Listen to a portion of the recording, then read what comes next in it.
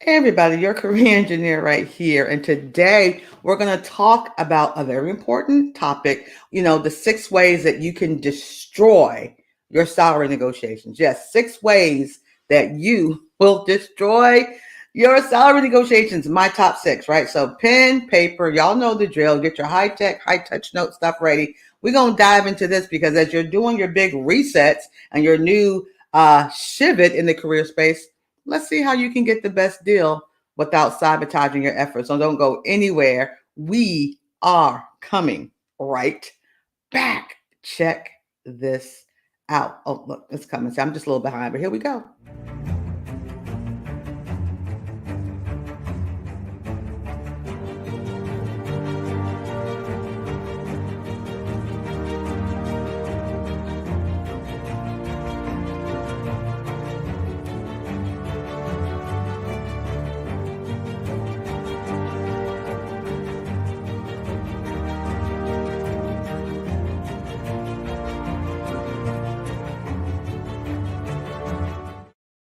That's right, y'all. Don't get anxious, get prepared. Today we're hitting it, talking about these top 6 ways that folks are destroying their opportunities to get the best deal possible in their salary negotiations, right? So we want to make sure we're equipping you with everything you need to do. So remember, if you have a question or comment while you're watching us now, or you might see this later on a different platform that you're all about, no worries. Make sure you subscribe. Make sure you join our family, our community, and hey, let's do some high tech, low tech stuff. Email me if you have a question or comment about what we're talking about or any of our content that we share here on the TCE Career TV or TCE University or TCE Now.com. This is how you find us. This is how you connect with us. And we love your comments and we thank you for your kudos and your reviews as well on our content. If there's a question or a comment or something that you're going through and you want us to talk about it, just submit that email to me.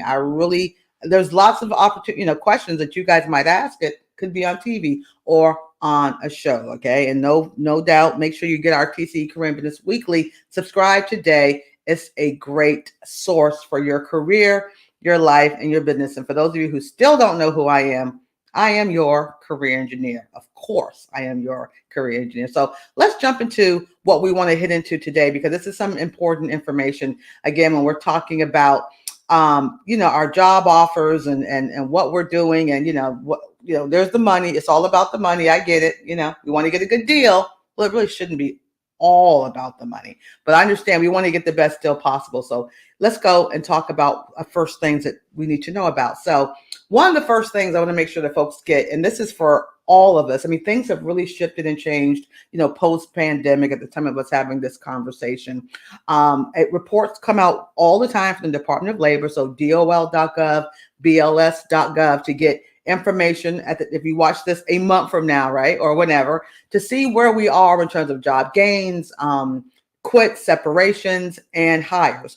We have been averaging more than 10 million job openings like for the last couple years here in the US of A. And that's great. So that means, it's really putting you in a position as a candidate to make some deals, get some negotiations, and do some good stuff.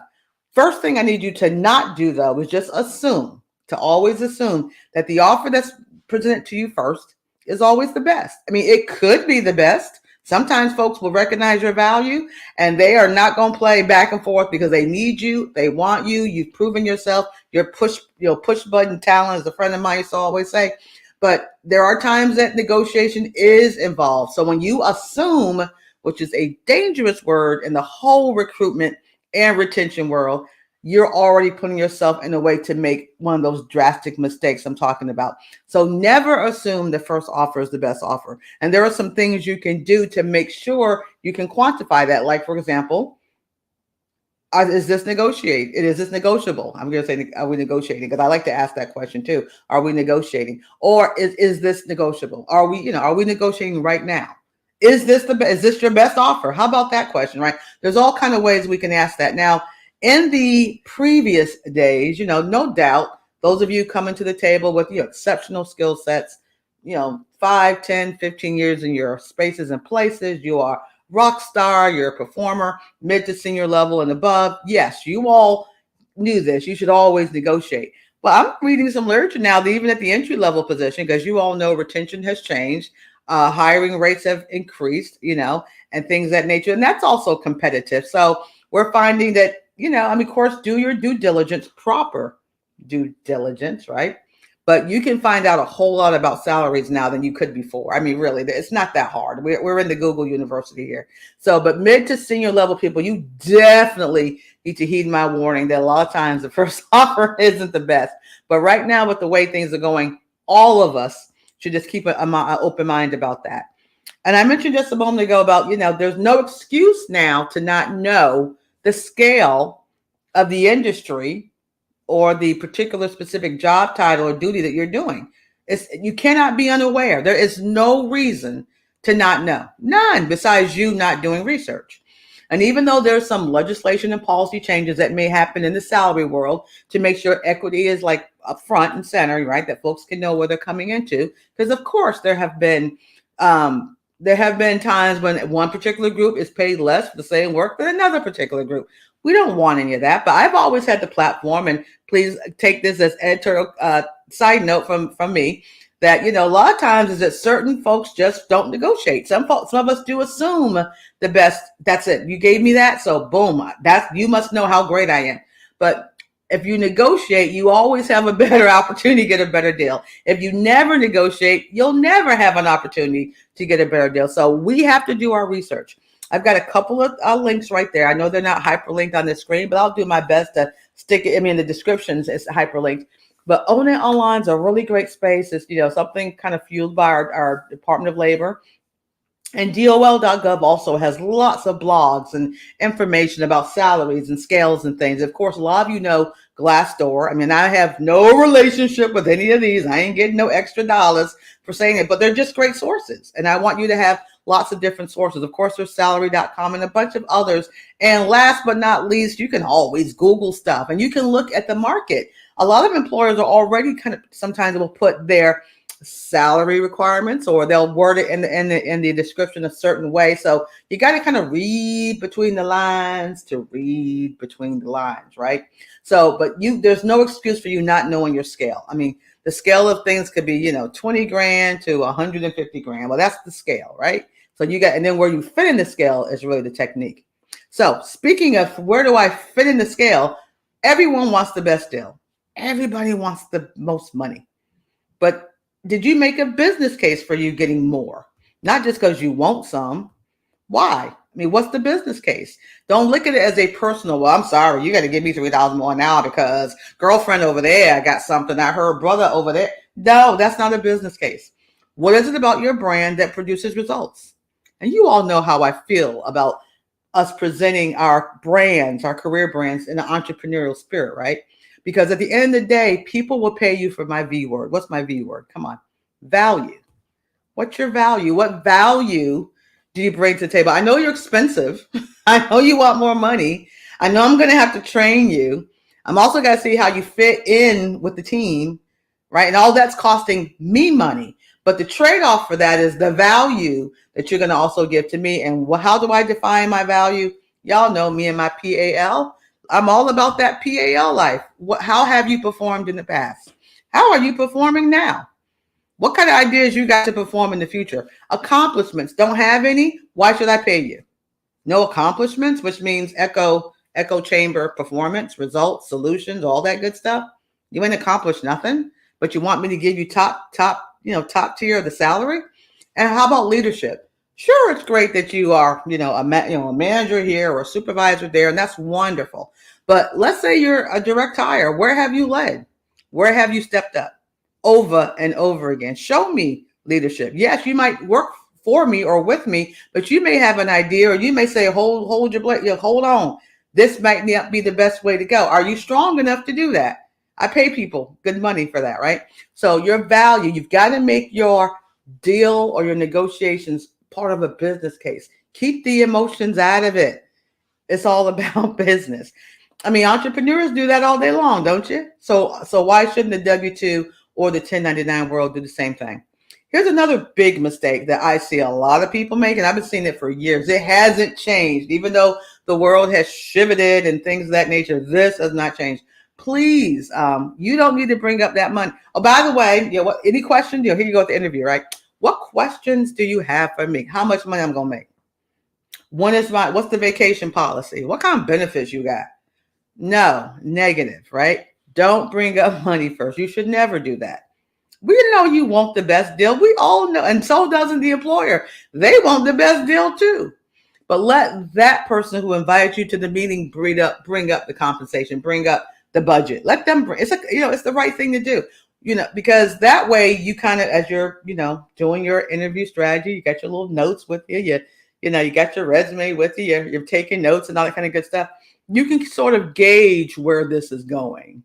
I mean, let's keep it real. If I'm doing work, if we're talking about a potential for business, and we're just going back and forth and doing the nomenclature of the conversation. But if you've kind of spiked something at me like, ooh, I like that. He or she, I think they're going to really do something different. Next thing I'm going to say, well, okay, let's talk turkey. What's it going to cost me to get you in this room to work with me, right? What's your fees? How much does this cost? Do we not do that? Don't we do that only if we're interested, right? Do you ask someone how much something costs when you're at the store? Oh, how much is this? You don't do that unless you have some type of interest. So is it not same thing at the job? So when they bring it up, it lets you know there is a little spark, a little interest, and then you kind of can say, okay, this one went to level 2, or this conversation went to level 3, and that's what's up, right? So not only is it give you a gauge, but it's classy, it's sophisticated. Don't lead with money, and it lets you know again how things are, and it kind of depending, not kind of, but it does. You have some other candidates went there, but you didn't. You're classy. You're sophisticated. Why? Because you know your value. You're a self-aware powerhouse who is strategic and who they meet with to determine where you will allow your values, your gifts, and talents to rest. Y'all like that? Yeah, I do that every now and then. Okay, back to the basic. Let's see. Another mistake, we don't ask the question. We never ask the question. If you all have been watching me for a while and kind of know where I'm always coming from, I'm big on the why. I'm a big why girl, and a what and a how. But I love questions. I teach interviewing as an adjunct professor, right? But you got to ask the right and relevant questions to get the real data so you can make a great decision. Most times we fall or fail. We fall and fail with negotiations because we're asking the question, but not the right one. Have you ever asked an employer, which you should be doing, what's their hiring range? If it's not visible to you, if it's not, kind of out there, what is the hiring range for this opportunity? Let them to give you a scale. If you don't know yours, which you should, let them give a scale. If you're never asking that question, because someone could say, well, I'll offer you $50,000, that's easy math. And you go, okay, that sounds good. Well, how do you know it's good? Did you ask what's the hiring range? If they say the hiring range is 50,000 to 90, where was the 50,000 offer on the range? At the bottom. So why not ask the question, right? So if you're not asking those questions, you're putting yourself in this situation. And you all know that people do this all the time. How much did you make at your last? Well, last job or the one I got right now, I'm making $49,000 a year. Well, then the 50 I just offered you is more, right? I mean, but you don't know the range. So be careful of that responding of, yes, well, my last job, I made this, or right now I made that. What is the hiring range? Okay. That's really, there's several ways to tap into that, but that's one question that can really get you to the next level. Another mistake, right? Here we go. I know these are my top 6. If I can get folks to stop doing these top 6, I think you'll get better deals when you negotiate. I really do. You don't demonstrate why you're worth it. You want more. We all want more, but we don't demonstrate it. We say it. We might even have it a little bit on that paper, but we don't demonstrate it. I mean, I'm talking about demonstrate it, not just in your gifts and talents and all that, but even your mind, body, and soul. You have a confidence and a competence when you speak. Your eye contact, your body is so showing just how valuable you are. And you have performance-based, demonstrated skill sets and accomplishments. I always go back to PALS. I really do. If your resume or your LinkedIn profile or your interviewing or the way you network is not sharing those results, performance, accomplishment in leadership, I want you to go back to the table and go get you some, find some, volunteer somewhere, do whatever you got to do, step up where you are to get those things. People want proof. I want proof. You can say anything. Show me some proof. So if your brand is demonstrating while you work it, while you're worth it, that's that business case we're talking about. You're already in a really great way, right? So they make the offer or they share a range, you kind of know where you're at because you know your worth. And I know a lot of folks are thinking, well, hold up, slow down, wait a minute. This is getting a little too complicated because, I'm making it sound like you are in the driver's seat when it comes to salary. I kind of think you can be, you know what I'm saying? But anyway, I know you're thinking, well, come on. They asked me the question. We're doing the negotiation. I'm excited. Maybe they're excited. They know my value. Folks want to be fair. And I'm just saying, no, they don't know your value. How would a person you just met in an hour, a half hour, or panel interviews know your value? You know your value. So you need to demonstrate it, okay? You need to demonstrate it. And don't assume that person. See that I said that word, that's the second time I said the word assume. You can't assume that person, even if they did know your value, they're going to give you something that's equivalent to it. And it's not that they're bad people.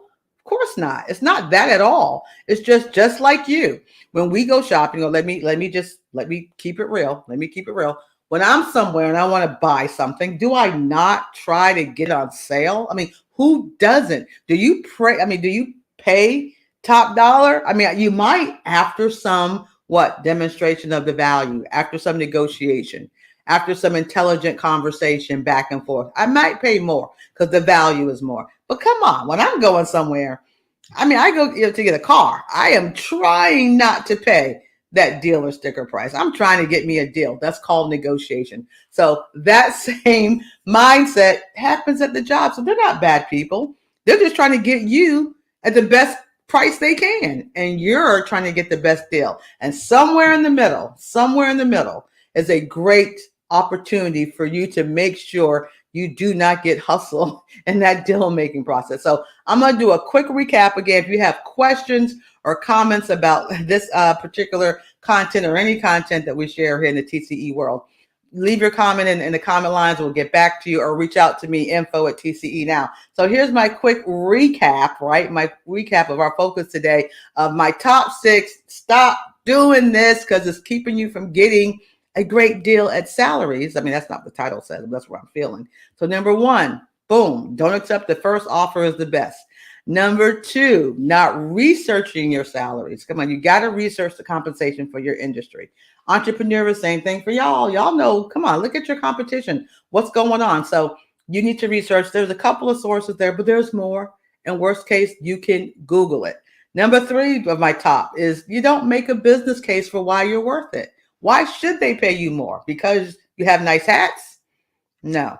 You have to make a business case, and that business case can't be emotions. It can't be because I want it. It's got to be based on value. What value are you bringing? And your value equation depends on your performance, your accomplishments, and your leadership. Yep, this is my TCE thing. If you ain't got none of that, stop asking for more, right? Stop. Let's see. Don't bring up money first. When you do that, it just shifts the whole conversation. It's not even going anywhere. Let the employer bring that first. So if you are the one, okay, how much is it? Stop it. You're really sabotaging your negotiations. And the next one is, again, not asking about a hiring range. I think this is era 5, I believe. Not asking that question. Remember I said you never ask the question. The answer is always no. So you should ask the question. And finally, you're not demonstrating what you're worth.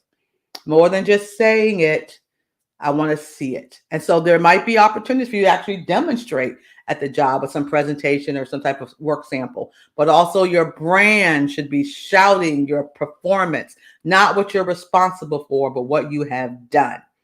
Yeah, that's what's up. I want you all to have an amazing and a fantastic week. And I thank you for being a part of our TCE Career TV and TCE University and TCEnow.com, all the good stuff that we're doing here at the TCE world. So make sure you can find us anywhere all the time, everywhere, anywhere and everywhere. TCEnow.com. Google us. I'm your career engineer, Francina Harrison. I thank you for joining in today. Remember, stay safe, stay blessed, and always remember, don't get anxious. Always stay prepared. You guys be blessed, and I will catch you next time.